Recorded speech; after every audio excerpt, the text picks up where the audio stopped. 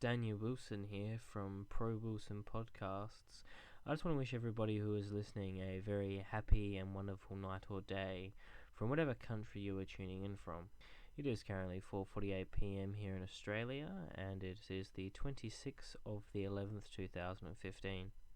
In today's episode, we're going to be taking a look at Mario Tennis Ultra Smash, released by Nintendo for the Wii U, coming up to about 3 weeks now. And in this episode, we're going to be looking at the game in depth. We're going to be looking at the positive and the negative aspects and reviews it has been getting currently. And we are going to be talking about the Mario Tennis series as a whole and what it could mean for future installments in the Mario Tennis series. So hopefully you stick around and have a listen, maybe grab a drink, or even play a game while listening, and I will see you in the video. Mario Tennis Ultra Smash is the newest installment in the Mario Tennis franchise, the last being for the Nintendo 3DS. Now this game is a HD upgrade, most people have been calling it, from the 3DS version.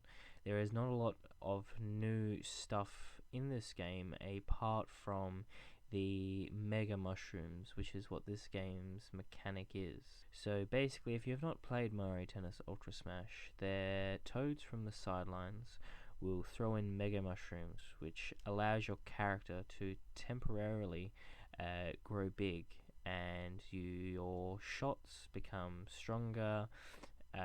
Obviously, running around, you're a lot bigger, so you cover a lot more of the court a lot easier.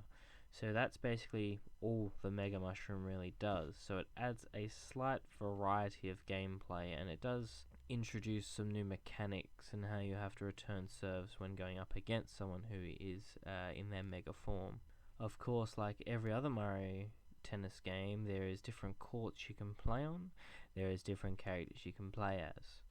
Now, as far as the character selection goes, there's not a lot really offering apart from a few new characters to the Mario Tennis series, but all in all, there is not a lot to be jumping of joy about.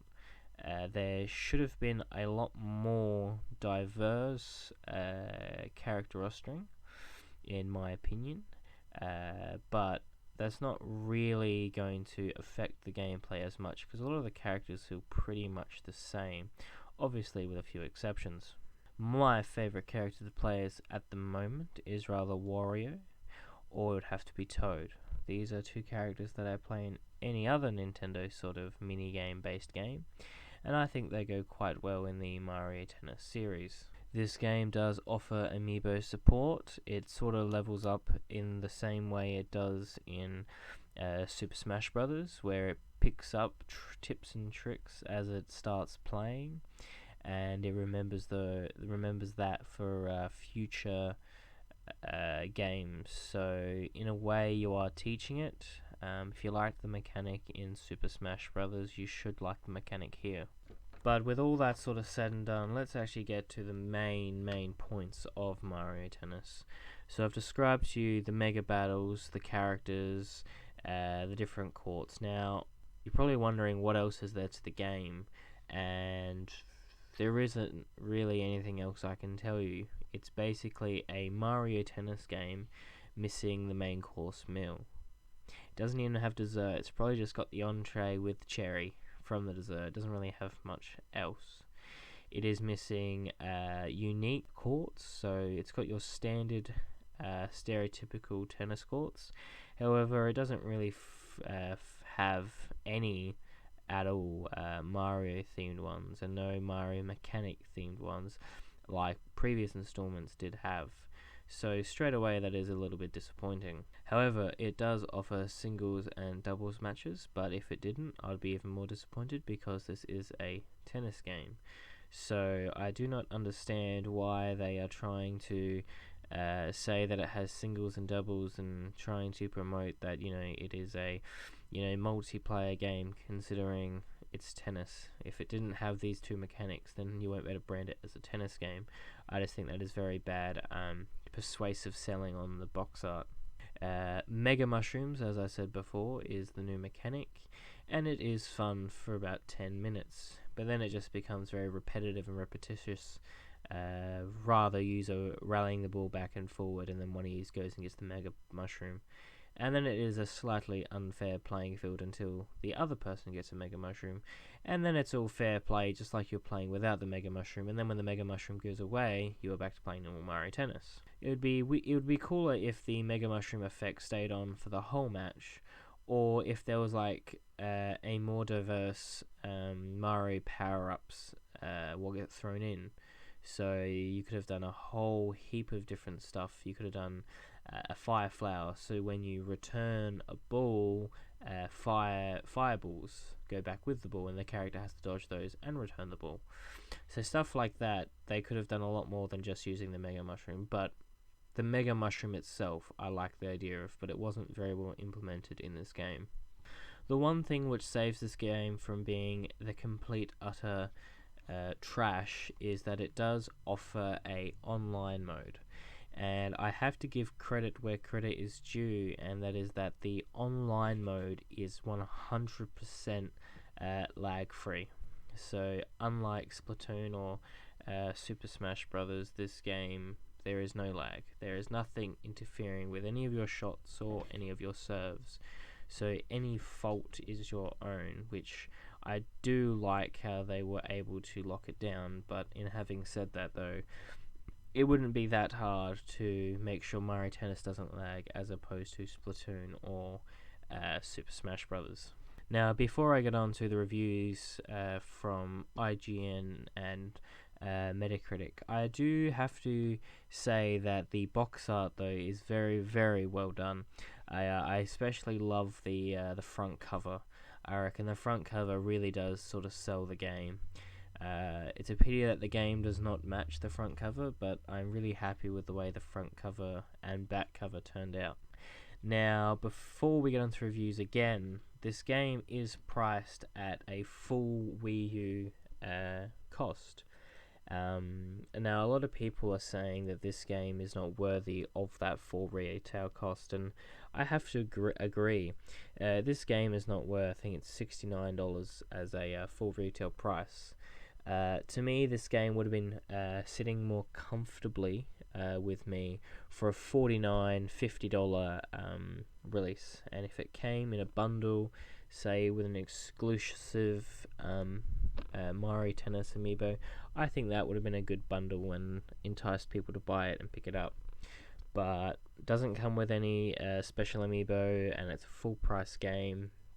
It's bare bones, it's lacking in content, and everyone says it was rushed by Nintendo to get it out for the Christmas season to fill that Christmas gap with some games, which I do believe that is true to some extent. They delayed Star Fox Zero, which was meant to come out just before Christmas here in Australia, but that's been pushed back, I think, till February or March, off the top of my head.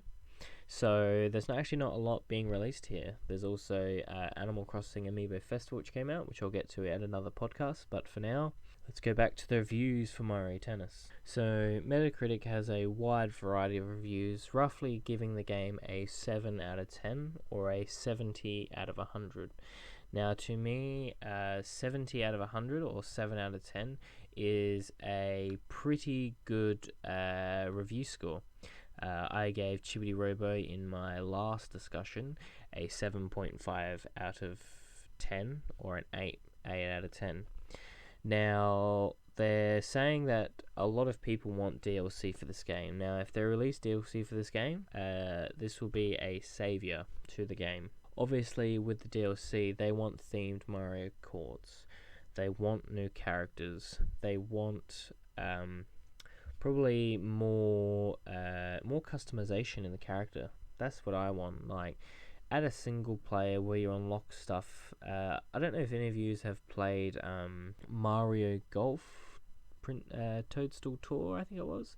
Now, that game was pretty good. That has more diverse modes and characters, and they could even take it a step further than that game as well if they're going to add DLC. It seems like a lot of Nintendo games have been taking that DLC road, and Mario Tennis should follow down that road, if you ask me. Now, they also say that Mario Tennis Ultra Smash should have basically more modes. There isn't even a tournament mode to speak of in this game. So the game, like I said, is very bad bones, very lackluster. it's a shame, really, because Mario Tennis has turned from what it was on the N64 into this sort of knockoff, cheesy experience. So even with Mario Golf as well, Mario Golf, the original ones on the N64 and GameCube were good, but the 3DS one wasn't as good, and I've been feeling that a lot of the spin-off titles of the Mario series have gone down that route. They've been becoming cheesy and crappy.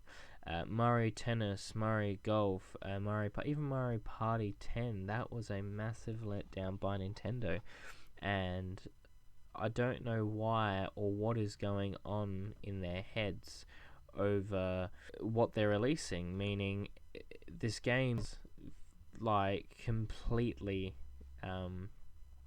empty of content. Now, I will give you my opinion on the game. I don't mind it.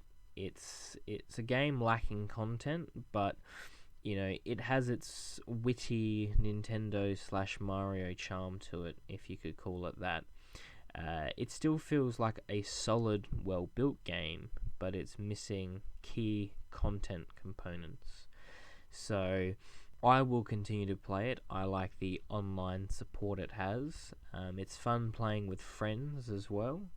But if you are by yourself and you're playing this online, this is not really the game for you, which it should be. It should be intended for everyone, but I don't know. Nintendo seem to be forgetting a lot of their key demographic people nowadays. But anyway, everyone, this has been Daniel Wilson from Pro Wilson Podcasts.